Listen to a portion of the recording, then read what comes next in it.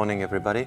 So I'm very glad to be here with you today, and I'm going to talk about Oscar Wilde. In the picture of Dorian Gray, we learn at the beginning that a painter, Basil Hallward, is the author of a very beautiful portrait of a young man, a very handsome young man who is approximately 18 or 20, the young man being Dorian Gray. The painting is very beautiful, but the young man is very sorry that he will get older while the painting will never change. So he has this fantastic idea that after all, the contrary could happen. That is to say, the painting could get old and himself would never get old. Of course, he never thinks that the thing is possible, because it is it's not realistic at all. But as this is fantastic literature, it can happen, and it does happen. In the book, Dorian Gray has also made friends with a cynical dandy, Lord Henry. Lord Henry, who advises him to enjoy existence all the time without thinking of morals. And it is an existential program which Dorian Gray will apply. Of course, it can do it, but it will be extremely dangerous, as we'll know later on in the story. Then Dorian falls in love with a young woman called Sybil Vane. She is an actress, a very good actress. She plays, for instance, Shakespeare's plays, Juliet, for instance, but he abandons her quite brutally when he realizes that because she has fallen in love with him, and because she now feels this feeling of love that she didn't know before. I mean, the feeling of love she knew was simply the feeling of an actress playing lines and being Juliet or being any other Shakespearean heroine. And now that she has become truly in love with a man, she's unable to be a good actress and to repeat words of love written by someone else, Shakespeare, for instance. So he abandons her quite brutally and quite cruelly too. And she, as she's desperate, she commits suicide. We understand that Dorian is in love with the actress and not with the woman. She has a brother, James Vane, who decides to kill him, and throughout the novel, who tries to find Dorian. At the end of the novel, that is, say, 20 years after Sybil's death, he comes across Dorian, and because someone calls Dorian Prince Charming, and Prince Charming was the name Sybil gave to Dorian. So when he hears the name Prince Charming, he's quite sure that the man he's come across is truly Dorian Gray. So he comes up to him and he threatens him and looks at him, and Dorian says, "Look at my face. I cannot be Prince Charming. I can't be Dorian Gray. Look at my face. I'm 20 years old." And so, as he cannot be 20 years old, since the death of Sybil Vane took place 20 years earlier, normally it should be 40. And you can imagine that at the time, being 40 was being rather old in the 19th century. So James Vane realizes that he's not the right man, although he is. And later in the story, during a hunting party, James is accidentally killed. Then we learn throughout the novel that a lot of young men committed suicide, that a lot of women have lost their reputation because of Dorian, but we don't know anything, in fact, about what he did. At the end of the novel, he decides to get rid of the portrait, of the picture, because the picture is the very image of his soul. What I didn't say is that while life goes on, his face never changes, but the painting changes all the time. That is to say, whenever he commits a crime or he does something that is wrong, something appears on the face of the picture, and the face becomes more and more ugly, with, for instance, traces of cruelty or cynicism. And at the end of the story, the portraits become so ugly that Dorian wants to get rid of it. I have also forgotten to mention that meanwhile he has killed the painter because the painter has seen the metamorphosis of the picture and is horrified by the metamorphosis. So Dorian decides to kill him, and more precisely to stab him in the neck, in the throat. which is very important for the end of the story. I will tell you why later. So at the end of the story, he decides to get rid of the picture, and he stamps precisely the picture. But of course, what happens is not exactly what was planned by Dorian Gray. Originally, it was influenced by a novel by Balzac called La peau de chagrin. Chagrin is a word in English, chagrine, which refers to a piece of leather. So peau de chagrin means the piece of leather. And in this story, the story of a young man who's desperate, who wants to commit suicide, and who buys, he walks into an antique shop and he buys a piece of leather which is supposed to have magical powers. That is to say, he can have all his wishes fulfilled, but the danger is that whenever he has a wish, the piece of leather gets a little bit smaller. It shrinks a little bit. So he has a lot of wishes, but as the piece of leather is big enough, he doesn't think there is any danger whatsoever. But little by little, of course, it shrinks up more and more. And the man is totally terrified because he understands that if the piece of leather becomes very small and disappears, then it will mean that his life will come to an end. So he decides not to have any more wish, but he has a wish, and the wish is that he could live a little bit longer. So the wish is fulfilled, and it means that he's dead, that he dies because of the wish kills himself, although the wish is, if only I could live a little bit longer. So that's one of the possible sources.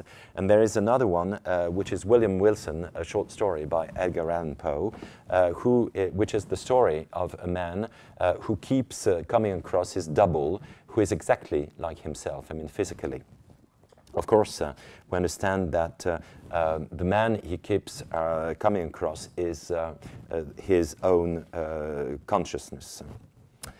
Another story by Poe is a possible source of inspiration, The Oval Portrait, a story that was published in 1842, which is also the story of a portrait. In The Oval Portrait, a painter, a talented painter, is painting the portrait of his wife, a very beautiful young woman, and he is the portrait is getting more and more beautiful as he is working in it, but he doesn't understand, he doesn't realize that more and more gradually his wife is getting weaker and weaker, which means that the life that was present in his wife is, as in the story of the nightingale and the rose, you know, with the blood flowing from the nightingale's heart into the stem and the petals of the rose. It's exactly the same story, the same idea. The life that is present in a woman is gradually moving into the portrait. And once the portrait is completed, his wife, he realizes that his wife is dead. Another possible source is a novel that obviously you have heard of, Strange Case of Dr. Jekyll and Mr. Hyde by Stevenson, 1886, which is also an exploration of the theme of the double as the conflict between good and evil in a single character. I would like to comment now on the name of Dorian Gray. And I would also like to say a few words about the title of the novel. First, well, I can start with the title of the novel anyway, and then I'll talk about the name, Dorian Gray, which is interesting, I mean, in the general context of the novel. First, the title. The title is The Picture of Dorian Gray, right? What is interesting is that in the book, the picture is sometimes referred to as the portrait and sometimes as the picture. So we can wonder why. I mean, it's picture and not portrait in the title, because after all, it refers to the same thing, to the same object. Well, first, I think that picture is a term with more general implications than portrait. A portrait is a work of art, it's a painting, whereas a picture is also an image of something. It can be an objective image, but it can be also a mental image. And after all, this mental image is the image that Dorian conceives of himself, that is to say, acquiring eternal beauty and eternal youth. What I think is also interesting in the title, and something I have written about, is that as Wilde had a very strong and acute awareness of words, he never used a word for nothing, for no good reason. If you think of the word picture, the first syllable of picture is pic, which is quite significant, I mean, in the general economy of the novel, since he stabs the painter, he stabs the painting, and at the end of the novel, as I've read, the servants find his body with a knife in his heart. That is to say, he stabbed himself. And to pick in English is the verb that means also to go through something. And so I think that as what linguists called a signifier, pick is quite meaningful in the context. Another thing is that Wilde was bilingual. He could speak and write French fluently. And I'm personally convinced that the second syllable of picture with the letters T, U, R, E could be read differently.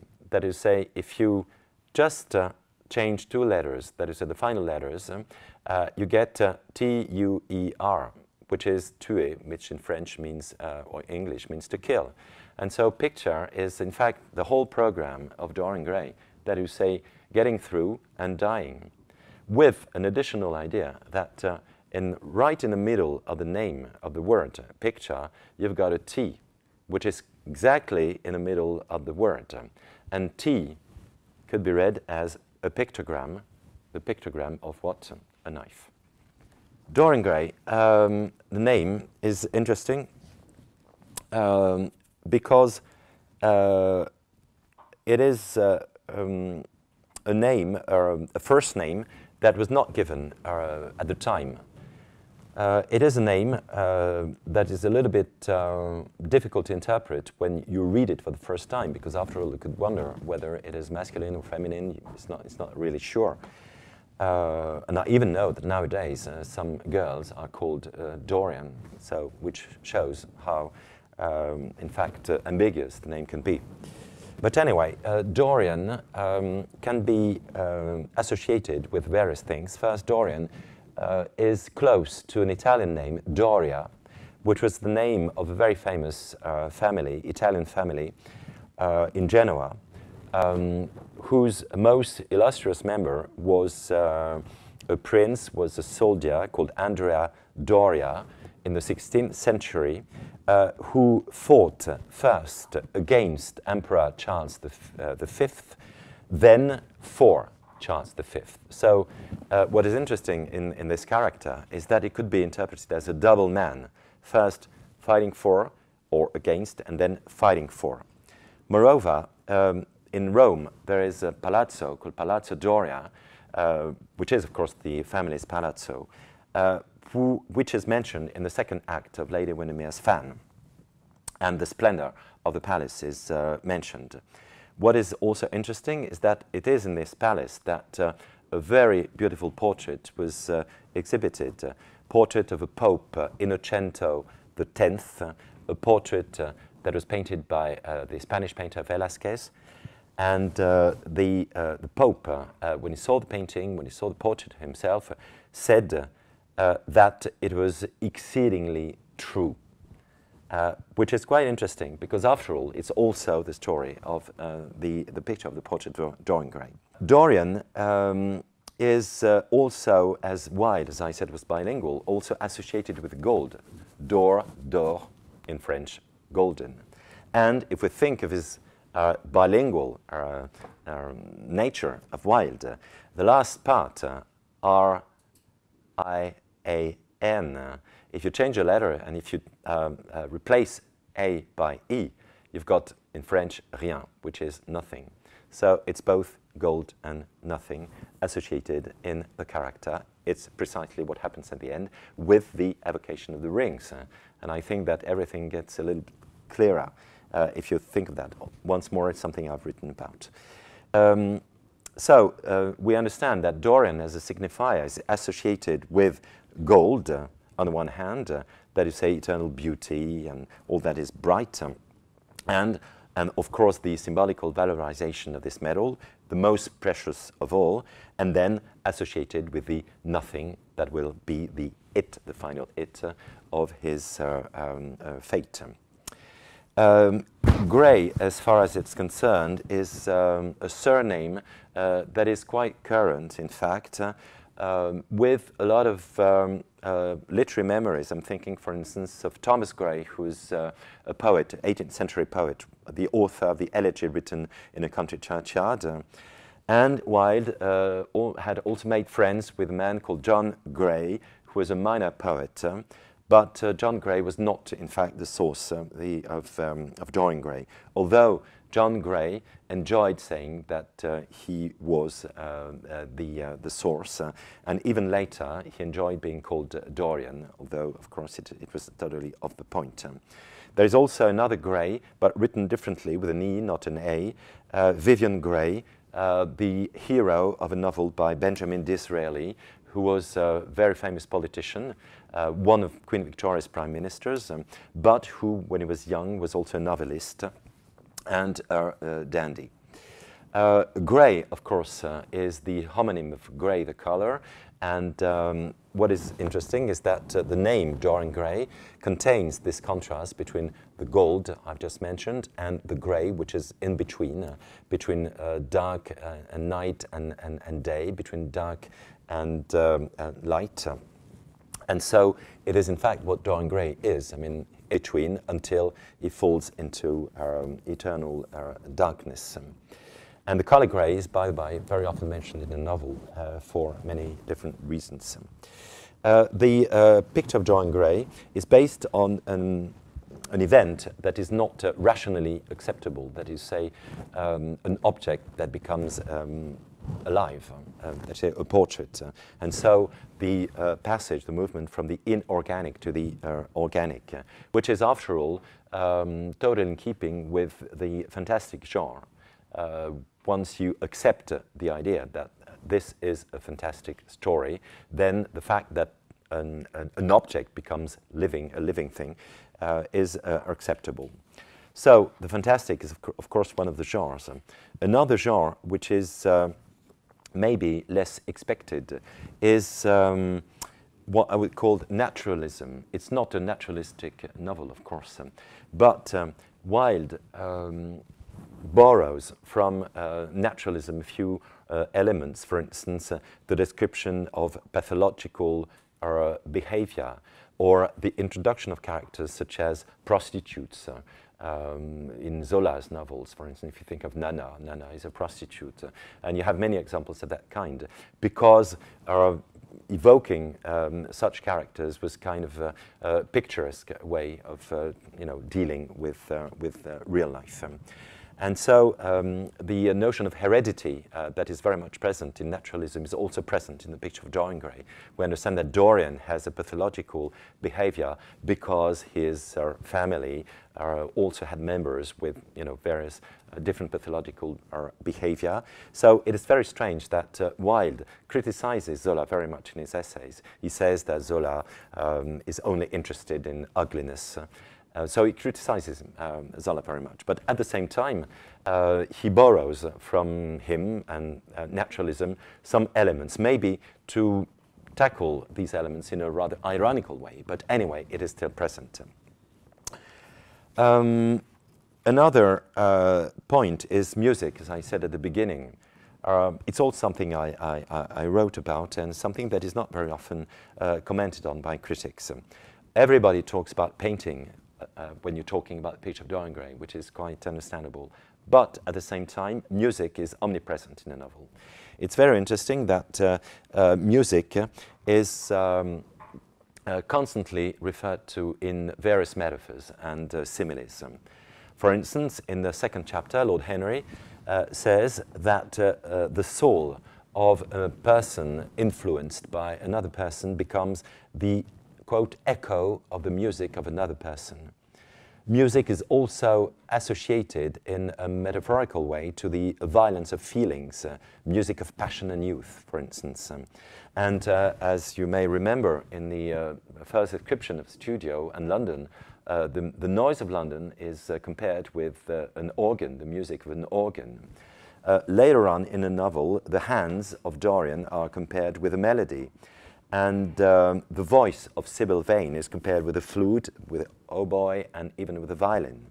So music is omnipresent, probably for the reasons I talked about a little bit earlier, because of this fascination of the authors of the late 19th century for music and the idea that literature should come closer and closer to music.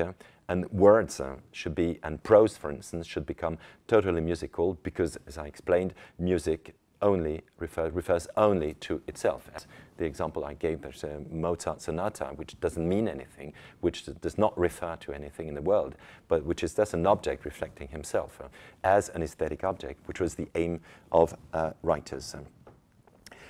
Music is also present from purely thematic way, as Dorian is a pianist. His former friend Alan Campbell is also a pianist. He also plays the cello. And Dorian is very much interested in music, in musical instruments from Africa, South America, for instance. But I think that the reason is what I explained, that you say this movement, this tension of literature towards music in symbolism, Mallarmé, for instance, and in literature at the time, generally speaking. Another interesting reference is Wagner. Wagner is sometimes mentioned by Wilde, sometimes in a very funny way. For instance, Victoria, Lord Henry's wife. What is very funny, by the way, is that Lord Henry's wife is not a faithful wife. She leaves her husband, and we understand that Lord Henry is more interested in boys than in his wife. But anyway, what is funny is that Victoria, of course, is called Victoria, like Queen Victoria, who is the very embodiment of virtue. So it's a kind of joke, although Wilde had a great respect for Queen Victoria. He liked her and even loved her very much. He said that he could have married Queen Victoria, which is a kind of crazy thing, of course. So Victoria, Lord Henry's wife, says that she likes Wagner very much because when you when you're in a concert and you listen to Wagner's music, the music is so loud that you can talk all the time without being overheard by anybody. So it's very funny, of course, this kind of way of judging Wagner's music. So it's so loud that you can talk all the time and nobody, it will not be a problem for the audience. It is a joke, of course. More precisely, in The Picture of Dorian Gray, Wilde compares the prelude of Tannhäuser, Wagner's opera, with Dorian's personal history.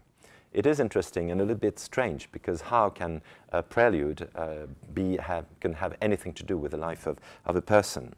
In fact, when you listen to the prelude, you see that it starts with a melody, which is a rather mellow and soft melody that becomes more and more ample. So the beginning is rather mild, and then it changes a lot with a very beautiful chorus, the chorus of Pilgrims, and then it moves on to another movement with the evocation of the goddess of love. And we understand that Tannhäuser passes on from a kind of feeling of peace at the beginning to passion, embodied, of course, by his interest for the goddess of love. And then it is a sin, it is a fault, he is forgiven, and we go back, at the end of the prelude, we're going back to peace and to the end of the crisis. And in fact, it's really what's happening in the story and in the description of the life of Dorian Gray. The beginning of the novel is quite peaceful, the studio, what I just read, and then it's becoming something like turmoil until the end of the novel reveals that peace at least has come back with the death of Dorian Gray. There is another point as regards the reference to Wagner. Something that is much forgotten nowadays, actually. When we think of Wagner, we can think of many things, but maybe not of what I'm going to talk about now very briefly. In the 1890s, Wagner was associated with decadence, with fin de siècle decadence. And a lot of articles were written, quite critical actually, about this association with decadence. And Bayreuth, the place that is the temple of Wagner, was even considered, and there were articles and lots of things written about that at the time, as a meeting place for homosexual men, which is very strange. I mean, it's something really that nowadays is totally forgotten. So, and decadence, generally speaking. Decadence was a rather vague term, mixing what was called at the time anti-nature or aestheticism, the importance of sexuality, and of course homosexuality, as at the time Wagner he was not supposed to be a homosexual. He was not but it was a kind of fantasy which I think means a lot in the context of Dorian Gray, and alluding to Wagner means a lot, and I think makes sense in this context. Then he wrote other plays, other comedies, A Woman of No Importance, An Ideal Husband, and The Importance of Being Earnest. An Ideal Husband, of course, the title should be taken ironically. An Ideal Husband is the story of a happily married man, just like Lady Windermere's fan. His wife is beautiful, rich. That you see, you've got all the possible stereotypes of happiness, upper middle class, aristocracy. But the fortune of this man is based on a shameful secret. That is to say, he sold a secret and he got it for money, and of course it was a crime, nobody is aware of it, and he got a lot of money for that. Nobody knows, or everybody has forgotten, except a woman, the woman with the past, once more, Mrs. Chevrolet, who knows everything about his past and who blackmails him.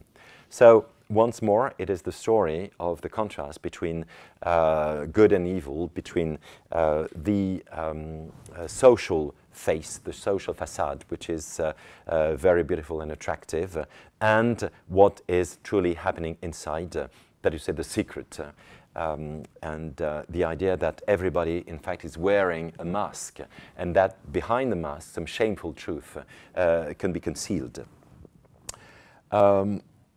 The play is a little bit dark at times, although it's a comedy. But in this play, again, you find the usual characters that Wilde fancies, that is, the dandy, and especially a man with a kind of talent for creating witty aphorisms and paradoxes. Another play is A Woman of No Importance, which is also a play with a secret. But the last play I would like to talk about now is The Importance of Being Earnest, which is Wilde's last play, and probably, and not probably, and surely his masterpiece for drama. It was written in 1895, and it is probably the most successful play because it's a play on nothing. What is really fascinating about the play is that it is totally playing on absurd situations, like, for instance, when Lady Bracknell, when he says that he has lost his parents, both his parents, she says, to lose one parent is a great misfortune. Right, so that is lose in the sense of my father or my mother is dead, so that's, and I'm in mourning, and I'm sad because of that.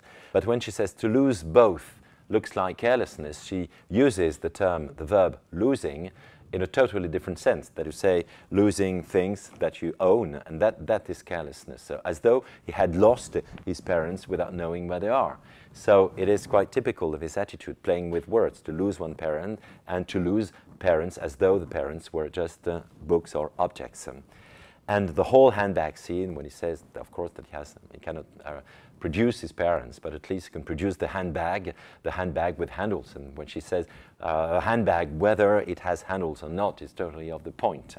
So it is quite typical of this absurd situation that goes on and on and on and on throughout the play, until the end reveals that Earnest, that Jack is truly Earnest, which means that he will be able to marry Gwendoline, and especially that being Earnest, he realizes that he is in fact Algernon's brother, Algernon, who was merely his friend, and he realizes that Lady Bracknell is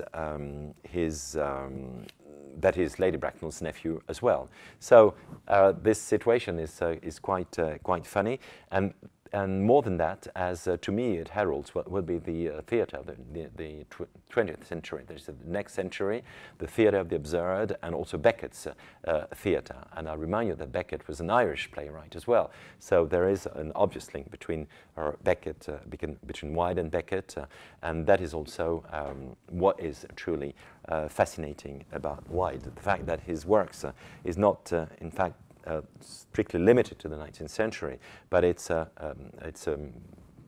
literary production, literary creation that will have a future, and that did have a future in the 19th century, and even nowadays.